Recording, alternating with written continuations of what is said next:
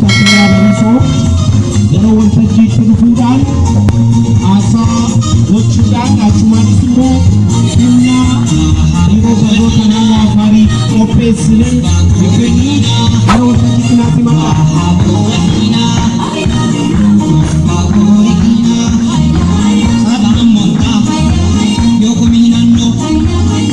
kabajamaa obbo Alaakaa Simbirroo bulchaa bulchiinsa godina Shawaa Bahaa kabajamaa obbo Muhammad Umud hoogganaa biiroo barnoota naannoo Affaar kabajamaa obbo Sisaay Baqqalaa bulchaa bulchiinsa aanaa Fantaallee kabajamtoota hooggantoota naannoo Affaarii dhuftanii fi akkasumas immoo godina naannoo aanaa Fantaallee hunda caalaa immoo kabajamaa ummata Fantaallee kabajamtoota barsiisota keenya kabajamtoota barattoota keenya baga guyyaa seena qabeessa kanaan isin gahe baga waliin nu gahe jechuun barbaada. Guyyaan kun seena qabeessa kan isa taasisu waan lama. Inni tokko yoo afaan Affaariin ijoollee keenya barsiifnu ummata Oromootiif fira baay'isaa jirra. Yoo afaan Sumaaleetiin ijoollee keenya barsiifnu yoo baran ummata Oromootiif fira baay'isaa jirra. Yoo afaan Sidaamatiin immoo ijoollee keenya barsiifnu ummata keenyaaf fira baay'isaa jirra. Gara tokkoon afaanonni kun hortee kuushitii afaan Amaarifaatiinis barsiisaa jirra. Kunis immoo fira baay'ifachuudha. Kanaaf fira guyyaa firatti baay'ifachaa jiru yeroo darbe Sumaalee keessatti jalqabnee jirra. Amma immoo Affaaritti jalqabaa jirra. Ittaansin immoo Sidaama keessatti naannoo ollaa Oromiyaa keessatti deemaa jirra. Kanaaf guyyaa firatti uummata keenya firatti baay'ifanne waan ta'eef tokko wanti seena qabeessa jennuuf. Inni lammaffaan ijoolleen keenya afaan Sumaaleetiin yoo baratan, ijoolleen keenya afaan Affaariitiin yoo baratan, ijoolleen keenya afaan Sidaamaatiin yoo baratan, ijoolleen keenya afaan Amaarifaatiin yoo baratan, ijoollee keenyaaf carraa bal'isaa jirra jechaadha.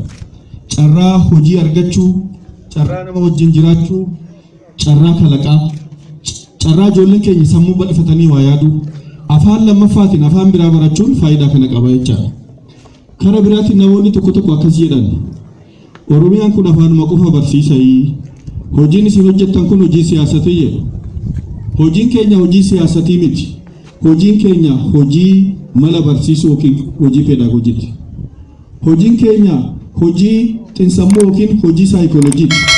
Barnoota kana yoo kenninu saayinsii afaanii, saayinsii mala barsiisuu peedaagojii, saayinsii xiinsammuu guddina sammuu ijoollee yaada waan keessa galche barsiifna.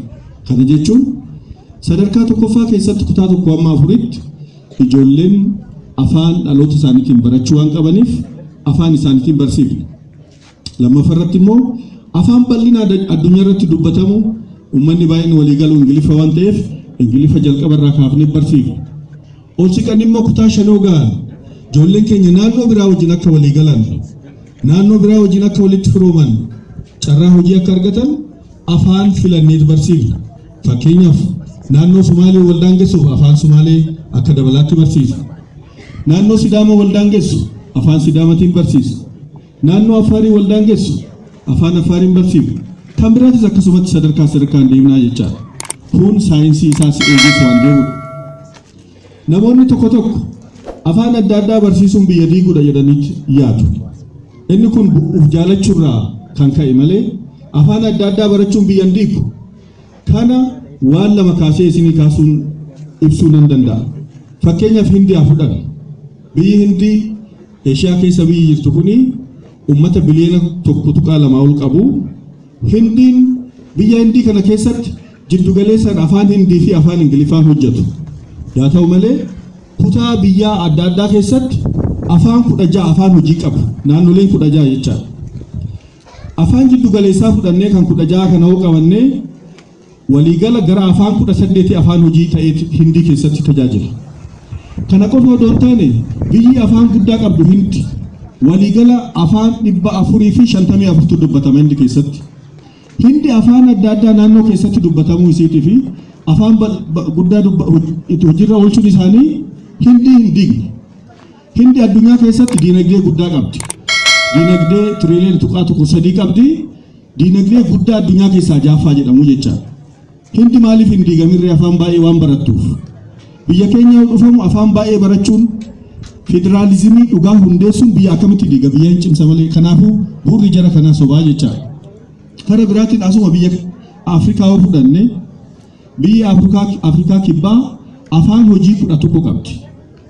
Afrikaan kibbaa biyya Afrikaa keessa jiran keessaa biyya diinagdee guddaa ijaaran keessaa tokko jecha. Kanaaf wanni falmiin namoota afaan garaa gara barachuun kuni biyya diigaa tokkummaa biyyaan fiduu jedhan kuni sobaa jecha. Kanaaf afaan adda addaa kana cimsinee akkaataa faayidaa uummata keenyaaf oolchuun akkaataa tokkummaa federaalizimii dhugaa cimsinee kan itti deemnu ta'uusaa asumaan mirkaneessuun barbaada. Manni barumsaa kun manni barumsa daandii guddinaa kun afaan Affaar jalqabee jira. Manneen barnootaa biraa keessattis naannoo Affaariin wal nu daangessu